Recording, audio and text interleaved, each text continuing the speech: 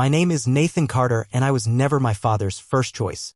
Not because I wasn't good enough, just because I wasn't him. My brother, Jake, was the golden child, the heir to our family empire. I was just the backup plan. So I built my own success far away from my father's world. But when his business started to crumble, guess who he called to save it? I should have walked away. But I didn't. I rebuilt everything only to find out I was never meant to have a place in it. That was his final betrayal. And this time I wasn't going to let it slide. My father, Robert Carter, wasn't just a businessman, he was a force of nature.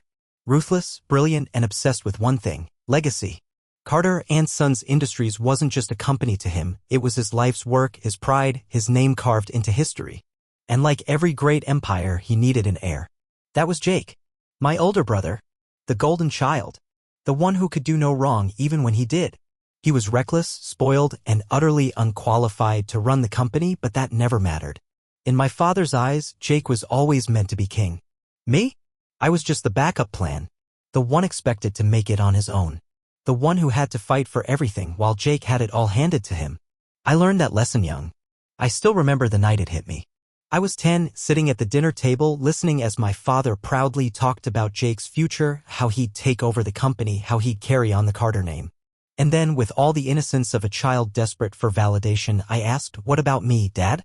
He had laughed, ruffling my hair like I was a silly little boy asking a silly little question.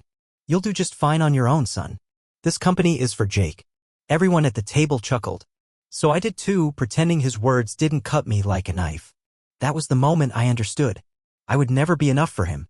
By the time I was old enough to prove him wrong, I had no interest in his approval. I walked away from the Carter name, built my own career in finance, and became more successful than he ever expected. Without his money. Without his help.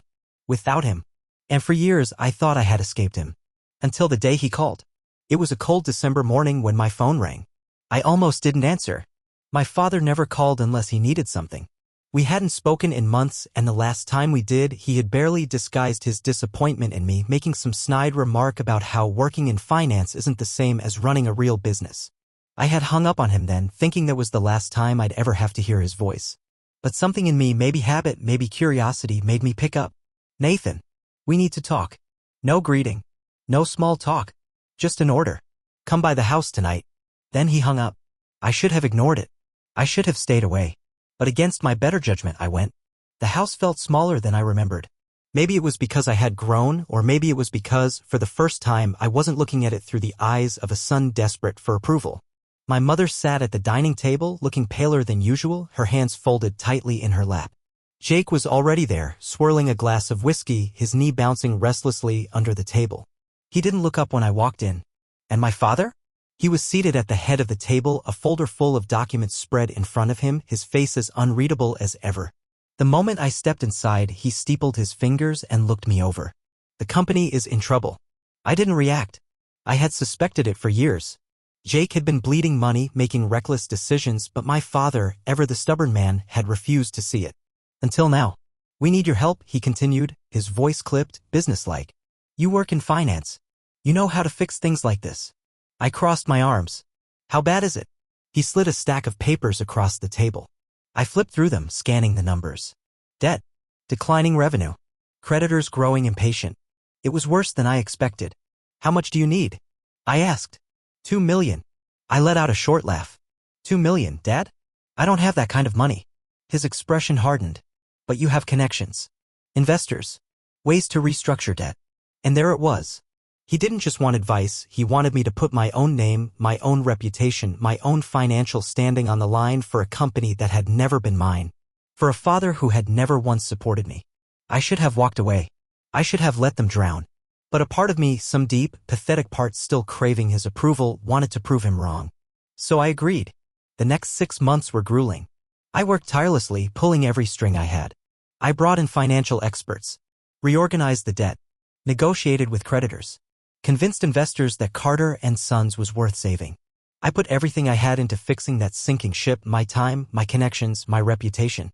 And against all odds, it worked. By the end of the year, the company had stabilized. It wasn't thriving, but it wasn't dying either.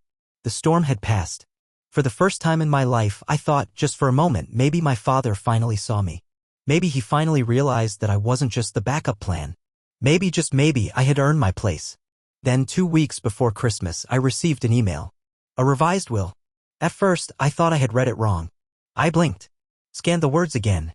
But there it was, in black and white. Everything, every single thing I had worked to save was still going to Jake. I wasn't even mentioned. Not a dime.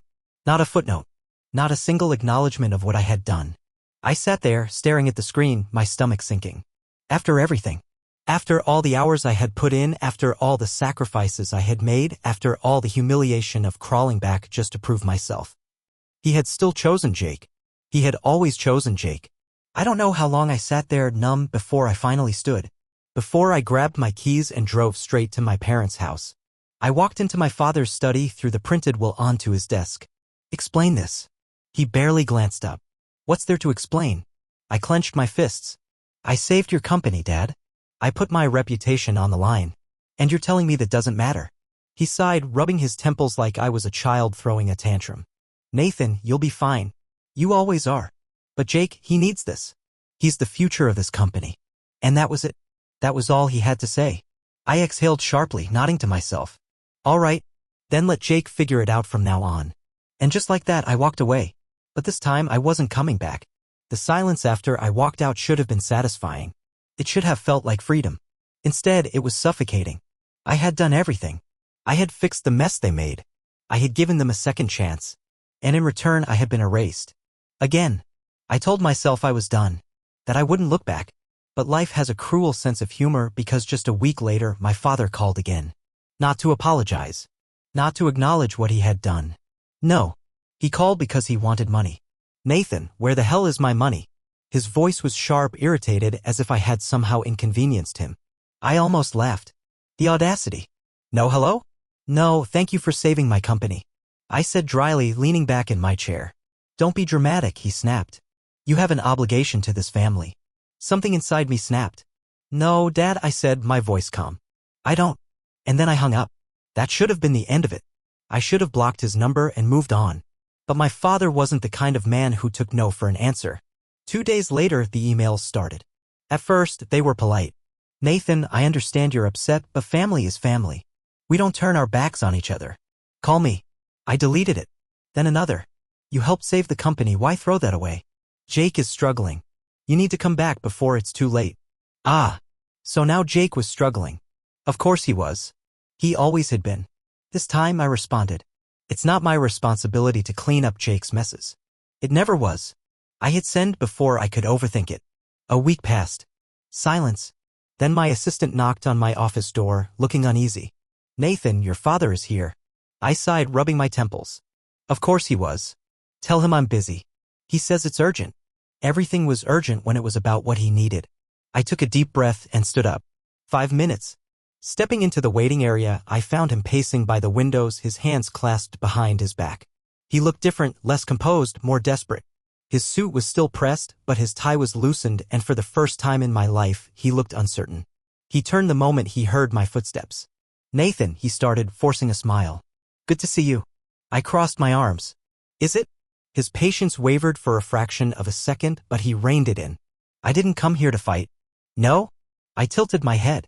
You show up unannounced after I've ignored all your emails and you don't want to fight? His jaw clenched. He exhaled sharply through his nose. I just want to talk. Fine. Talk. He hesitated as if this conversation wasn't going how he had rehearsed it in his head. Then finally he got to the point. The company is still in trouble. The investors are getting antsy. Jake is overwhelmed. I arched a brow. And? His eyes flickered with something I couldn't quite place, annoyance, disbelief, maybe even desperation. And we need you back. I let out a slow breath, shaking my head. No. His expression darkened. Nathan, this isn't just about you. If the company collapses, it won't just be us who suffer. There are employees' families who depend on Carter and Sons. Are you really going to be this selfish? There it was. The guilt trip. The same tactic he had used my entire life. But this time it didn't work. I met his gaze, steady and unwavering. I already saved it once. That was my contribution. I owe you nothing. His lips pressed into a thin line. This company was built for Jake. You knew that. You always knew that. Ah. And yet he had still come crawling to me when Jake failed. I shook my head, a bitter smile tugging at my lips. Then let Jake handle it. I turned on my heel, walking away. Nathan. I glanced over my shoulder. This conversation is over, Dad. And for the first time in my life, I meant it. I expected the next move to come quickly. My father never took no for an answer. But days passed. Then a week. Then 2. Silence. For a moment I thought maybe, just maybe, he had finally understood. I should have known better. Because when the next move came, it wasn't from him. It was from my mother. I was leaving work late, exhaustion pressing against my temples, when my phone rang. Mom. She rarely called. She had always been the quiet observer, the neutral party, the woman who let things happen rather than making them happen. Nathan, we need to talk. I sighed, unlocking my car. Go ahead. She hesitated, as if gathering courage. It's about your father. And Jake. Of course it was. They're struggling, sweetheart. I know you and your father had words, but this isn't just about him. The company is hanging by a thread. Your brother is drowning. I pinched the bridge of my nose. Mom, Aya? Please, Nathan? Her voice cracked. And I froze. My mother never cried. If my father was the storm, she was the still water beneath it, calm, composed, unshakable. But now? Now she sounded tired. Your father isn't doing well. He's not eating. He barely sleeps. She hesitated. I'm worried about him. Classic. My father hadn't called again because he had realized something. I was immune to him. But my mother? He knew I still saw something good in her. He knew I might bend for her even when I wouldn't bend for him. And so here she was, playing the part of the worried wife, the mediator, the one who could make things right if only I gave in. But this time I saw through it. I swallowed back the guilt and steadied my voice. Mom, I love you, but I won't do this. She inhaled sharply. Nathan, please? No, my voice was firm now. This is the pattern, isn't it? Dad burns everything to the ground and you clean up the ashes. You beg, you smooth things over, and he gets away with it again and again. Silence. I pressed on. I refused to be part of it anymore. She exhaled slowly. I just don't want to lose my son over this. A lump formed in my throat. You won't, I promised. But I won't lose myself over this either. And this time I ended the call first. I had barely closed my eyes when my phone started vibrating on the nightstand. I groaned, reaching for it in the dark. The screen glowed with my mother's name. For a second I considered ignoring it. But something told me this wasn't just another plea for reconciliation. I answered. Nathan, she said, her voice tight, breathless. It's your father. The pause stretched between us. He collapsed. I sat up. My heartbeat didn't quicken. My hands didn't shake. I just sat there. They rushed him to the hospital, she continued. His heart, she hesitated. The doctors said it was a warning sign. He needs to make serious changes or it won't just be a warning next time. There it was. The hook. Not a direct request, not yet. But it was coming. I exhaled through my nose. Keep me updated. A pause. Then softer, are you coming? I closed my eyes. No, Mom. Silence. But not the kind that was waiting for me to change my mind. No, this was understanding. For the first time, I think she knew. I hung up before either of us could ruin it. Hospitals had a way of making people look small. Weak. Mortal. Maybe that was why, when I finally saw the photo, I felt nothing. It had been sent to me by an old colleague. A grainy, zoomed-in shot of my father in a wheelchair being pushed through the hospital lobby. His usual sharp suit replaced with a wrinkled hospital gown.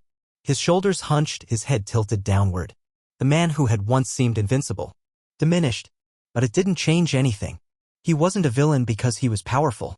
He was a villain because, even at his weakest, he still believed everyone else should clean up his mess. And I had done that for too long. The damage had been done, and Carter and Sons was bleeding out fast. Investors had lost confidence. Major suppliers had started backing out. The numbers weren't just bad, they were catastrophic. Jake tried to hold it together, but he had never been good under pressure. I heard through the grapevine that he had started drinking more, avoiding board meetings, even snapping at employees. He wasn't built for this. But neither was my father. Because when the pressure became too much, when his calls to me continued to go unanswered, he played his final card. He went to the press. Carter and Sons was a legacy company. People paid attention to what happened within its walls. And now the headlines were everywhere. Carter and Sons struggles amid family rift. Internal conflict at Carter and Sons, can it survive? Sources say former family member abandoned business during crisis. Oh, he was clever. He never named me outright, but he didn't have to. He painted himself as the concerned patriarch, trying to hold everything together while his own son had walked away at a critical time. I read every article. And I waited. I knew what was coming next. My phone vibrated again. A message from Jake. You should have just helped. I stared at the words for a long moment, then typed back. Tell Dad that if he wants to drag my name through the mud, he better be prepared for the consequences. I hit send. And then, for the first time in a long time, I smiled. Without me there to stabilize things, the downward spiral was unstoppable. The company was hemorrhaging money. Deals were falling apart. Stock was plummeting. And my father, recovering but still weak, could only watch as everything he built unraveled. The first time it happened, I thought it was a mistake. A fraud alert from my bank. An attempt to access my accounts from an unfamiliar device. Then it happened again. And again. I didn't need to guess who was behind it. I made one call to the bank, locked everything down, then sent Jake a final message. Tell Dad if he ever tries to touch my money again, I will press charges. It took him 30 minutes to respond. I didn't know he would do that. Liar. You did. And you let him. This time he didn't reply. Because Jake had never been the mastermind. He was just the pawn. And for the first time in his life, he was losing too. It wasn't a single, dramatic moment that marked the end of Carter and Sons. It was a slow, public death. First, the board members started stepping down. Then a major investor announced they were cutting ties. Employees started jumping ship, taking whatever job offers they could before everything collapsed. And then, the final blow. Carter and Sons filed for bankruptcy. Just like that, the empire my father had spent his life building was gone. The message from Jake came late that night. You got what you wanted. I read it twice. Let the words settle. Then I responded. No, Jake. I got what I deserved. I put my phone down, stretched my legs out on my couch, and closed my eyes. I should have felt triumphant. But all I felt was peace. No fires to put out. No urgent calls. No manipulative pleas. No threats looming over me. Carter and Sons was gone. My father had lost. But more importantly, I had won. Not in the way they thought winning worked. Not through money or power or control. I had won because I was free. And nothing, not my father's empire, not my family's expectations, not the weight of the past, could take that away from me. Ever again.